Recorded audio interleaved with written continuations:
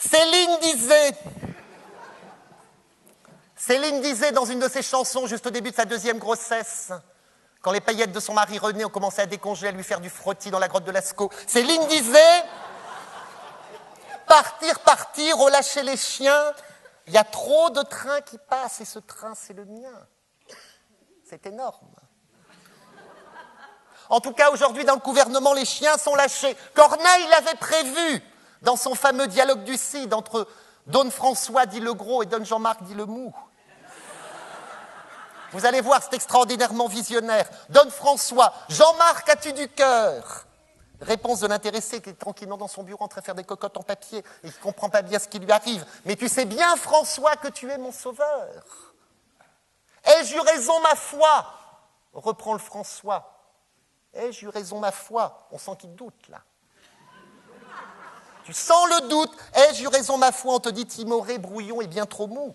Et ton gouvernement fait foirer tous mes coups. Mais à qui faire appel? Cahuzac à son compte. Viens, Jean-Marc, mon héros.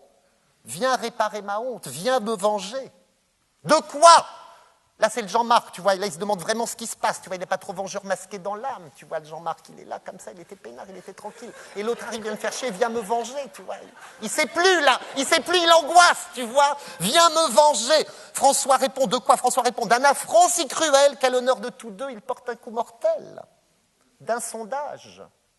Les médias le ressassent à l'envi. Pour toi comme pour moi, tout va de mal en pis. Duflot et son équipe n'ont cesse de nous trahir. Montebourg et Payon ne songent qu'à leur avenir. Fabius n'agit toujours qu'à son propre avantage. Taubira virevole de ratage en ratage. Et Valls n'a qu'une envie, c'est de te remplacer. Quant aux autres oublions, personne ne les connaît. Je ne dois, à vrai dire, de pouvoir subsister qu'aux risibles querelles de Fillon et Copé.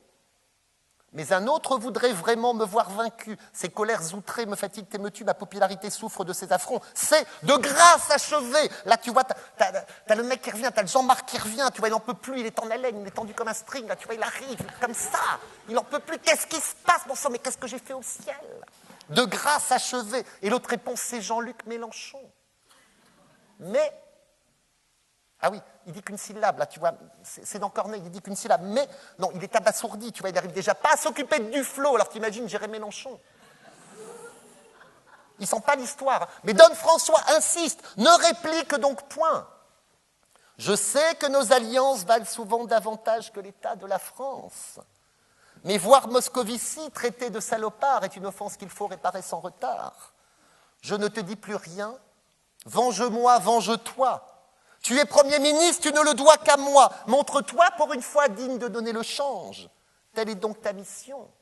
Va, courvole, et nous venge.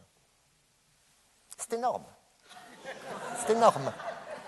Le poids des mots, le choc du héros, si tu veux. Il est en difficulté, d'ailleurs, notre bon Jean-Marc, quand même. Hein. Tu vois, quand même, le ministre de l'Intérieur commence à faire le contraire de ce qu'il dit. Le président le félicite, l'engueule pas. Tu vois, tu sens que ça va mal se terminer, tout ça. Il va bientôt valser, hein. Là encore, La Fontaine l'avait anticipé, c'est extraordinaire. La Fontaine. Maître héros, à Matignon perché.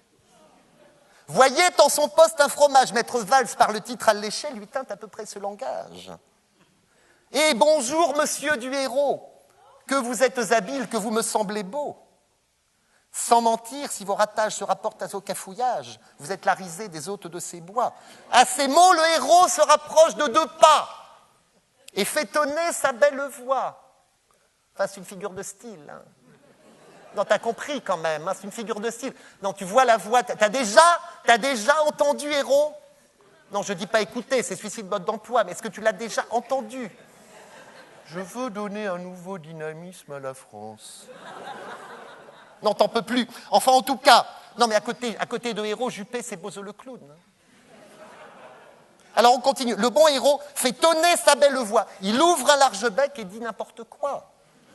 Notre Valls s'en saisit devant tous les médias, il a l'habitude, le garçon, et dit « Mon bon monsieur, apprenez que tout bretteur vit aux dépens de celui qu'il broute. » Cette leçon vaut bien Matignon sans doute. Le héros honteux et confus jura, mais un peu tard, qu'on ne l'y prendrait plus.